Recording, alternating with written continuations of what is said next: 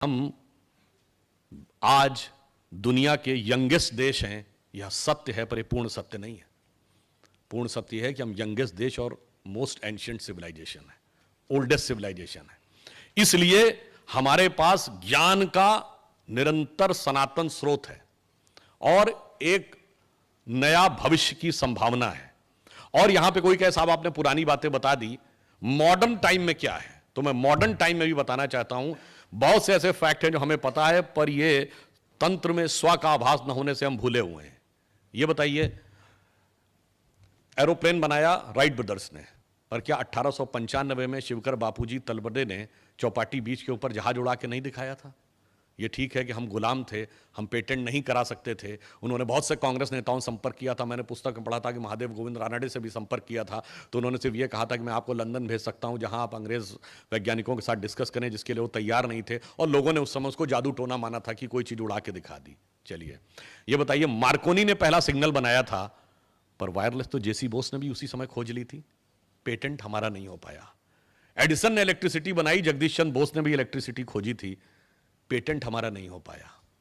CV Raman ने सबसे पहले समुद्र नीला क्यों दिखता है, तो ये लोग कहते थे कि आकाश का रिफ्लेक्शन है इसलिए नीला दिखता है, पर रमन्स इफेक्ट ने बताया कि स्कैटरिंग करते समय सबसे ज्यादा स्कैटर्ड नीला रंग होता है, इसलिए नीला दिखता है। उनको फिजिक्स का नोबेल प्राइज मिला, तो ये कहा जाता है he was the first Indian to get a Nobel prize of physics. This is not truth. The full truth is he was the first non European, non white to get a Nobel Prize in any branch of fundamental science. अब आप आइए, निर्जीव विज्ञान के बाद हम सजीव विज्ञान में आए तो जीन्स आई।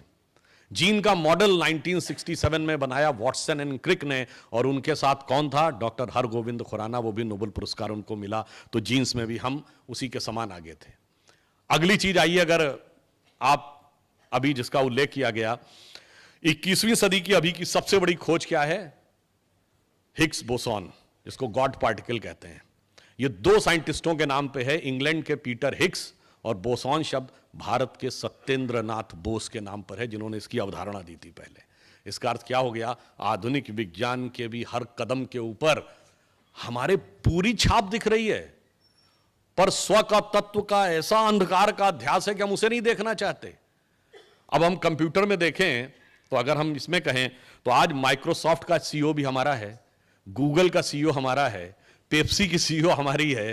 अगर आप देखें तो जो सिटी बैंक का सीईओ हमारा था, जिसमें मैंने पहले भी बोला है कि एक बार एक पाकिस्तान के पत्रकार के साथ हमारा टीवी बहस हो रही थी, और उन्होंने कहा कि अरे आप जो हैं आप लोग इसलिए करते हैं, आपके पास बड़े बड़े कंपनी के सीईओ हैं, तो आप लोग गूगल को मैनेज कर लेते हैं। क्योंकि उस जमाने में एक बात चली थी कि आप भिखारी टाइप करिए गूगल पे तो इमरान खान की फोटो आ जाती थी। तो उन्होंने कहा कि सुंदर पिचाई गूगल का चीफ है और वो इंडियन है, इसलिए इन्होंने मैनेज कर रखा है। तो हमने कहा कि मैडम आपसे गलती हो रही है, हमारे सिर्फ एक चीफ नहीं है, मैंने सारे चीफ गिनाए, बड़ी बड़ी मल्टीनेशनल्स के चीफ यहाँ हैं। 75 साल पहले, जैसे माननीय मोहन जी ने कहा, हम स्वतंत्र हुए और वो और घोषित रूप से परतंत्र हो गए। तो वो कहाँ पहुंचे? उनके यहाँ भी बहुत सारे चीफ हैं, लश्कर तैयबा का चीफ, जैश ए मोहम्मद का चीफ और अलकायदा का चीफ। तो ये दोनों की धारा अलग अलग हुई। और इतना ही नहीं, हम एक और बात समझिए, सिर्फ हम सांसारिक रूप से ही आगे आने की क्षमता नहीं रखते हैं। एक और फैक्ट आपको 1 मिनट में और बता देता हूं, हम में से बहुत से लोगों को नहीं ध्यान होगा, ये जो कंपनीज हैं, चूंकि गुजरात में तो व्यापार का बड़ा क्षेत्र है, पब्लिक इशू करने वाली दुनिया की पहली कंपनी कौन थी? ये सन 1600 कुछ की बात है, it was Dutch east India company. World के ट्रेड पर अगर सबसे बड़ा हिस्सा दुनिया में all time in the history किसी एक कंपनी का रहा है, तो 50% of the global trade control किया है ब्रिटिश ईस्ट इंडिया कंपनी ने। दोनों में इंडिया है। और इतना ही नहीं, अमेरिका में 1840 और 50 के दशक में जब अमेरिका वर्तमान स्वरूप में आया, तो ईस्ट कोस्ट से वेस्ट कोस्ट तक एक सड़क बनाई जा रही थी, यानी सैन फ्रांसिस्को, लॉस एंजल्स बेड से वॉशिंगटन तक, जिसको लेकर एक बहुत डिस्कशन हुआ, इतना पैसा खर्च करने की क्या जरूरत है। तो बाकायदा वहां पर उत्तर दिया गया सरकार के द्वारा कि यह इसलिए जरूरी है कि पूर्वी रास्ते से भारत से व्यापार करने का रास्ता अंग्रेजों के कब्जे में है और वो हमें व्यापार नहीं करने देंगे, और इसलिए हमें पश्चिम के रास्ते से भारत से व्यापार करना होगा। तो भारत से जो व्यापार होगा वो पश्चिमी तट पर आकर वो सामान उतरेगा, उसके लिए इन सड़क और रेल मार्ग की जरूरत है, और भारत से व्यापार किए बगैर हमारी उन्नति नहीं हो सकती। इसलिए अमेरिकन हिस्ट्री में उसे कहा जाता पैसेज टू इंडिया। ये हमारा बिल्कुल जिसे कहते हैं कि जिसको आप वर्तमान समय कहते हैं ना कि साहब मेटीरियलिस्टिक वर्ल्ड में, और पूर्व में जो इंडोनेशिया है, ये नीजिया वर्ड ग्रीक का है, इसका अर्थ होता है द्वीप, और इंडो का मतलब भारतीय। इतना बड़ा इंपैक्ट दुनिया में किसी देश के पास है नहीं है। तो मेटीरियल वर्ल्ड में भी हमने इतना प्राप्त किया है, और उस मेटीरियल वर्ल्ड के साथ हमारा कनेक्शन कैसे है। देखिए, मेटीरियल वर्ल्ड में बहुत प्राप्त कर लिया है दुनिया में, Hong Kong, Taiwan, Singapore, Macau powerful है, चाइना ने भी बहुत प्राप्त किया है, मगर किया क्या है। मैं ईमान कहता हूं कि चाइना ने आज इकोनॉमिक ग्रोथ बहुत की है, मिलिट्री ग्रोथ भी की है, अब इंटेलेक्चुअल ग्रोथ भी कर रहा है, मगर कल्चरली अमेरिका की कॉलोनी बन गया है, क्योंकि वहां का यूथ सिर्फ डिस्कोथेक पब में झूमो, एक अच्छी नौकरी पाओ, उसके बाद बर्गर खाओ और उसी में झूमता हुआ रह रहा है। कहां गई वो चाइनीज सभ्यता, वो समाप्त हो गई। इसलिए हम यह कहना चाहते हैं कि हम जब अपने स्व के साथ उभरेंगे तो दुनिया को एक अलग प्रकार का संदेश देते हुए आएंगे, क्योंकि हम किसी को डोमिनेट करने के लिए नहीं आ रहे हैं, हम पूरे वर्ल्ड को मोटिवेट करने के लिए आ रहे हैं। यह हमारे स्व के तत्व का अधिष्ठान है, और यह जब उभर के सामने आएगा तो उसका मूल कारण जानते हैं क्या।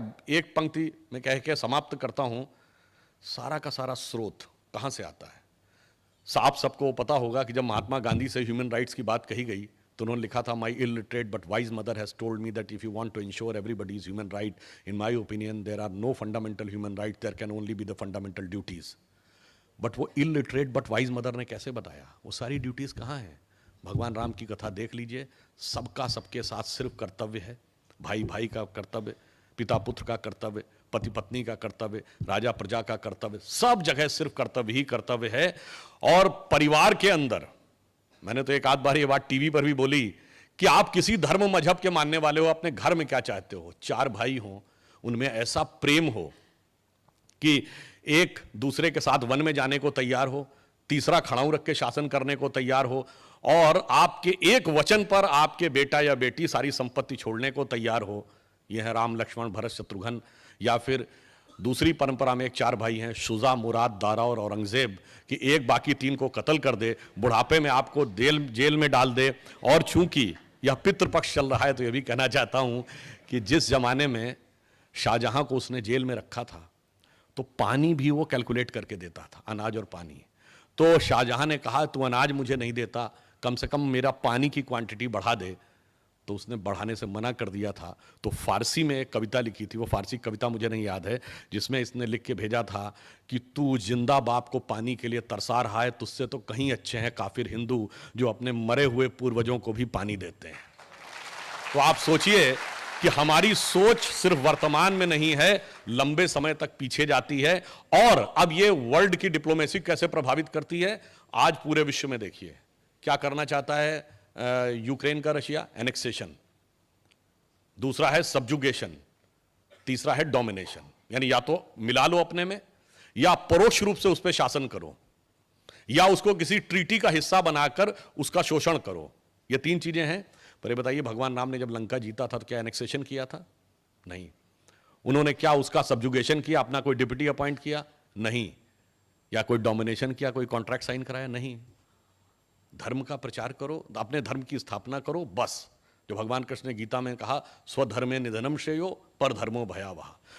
तो पूरे वर्ल्ड में क्लैश ऑफ सिविलाइजेशन में हम ही जवाब देंगे कि परिवार के अंदर भाई बहन के बीच की सौहार्द से लेकर विश्व में राष्ट्रों के बीच का सौहार्द सिर्फ हम ही दे सकते हैं।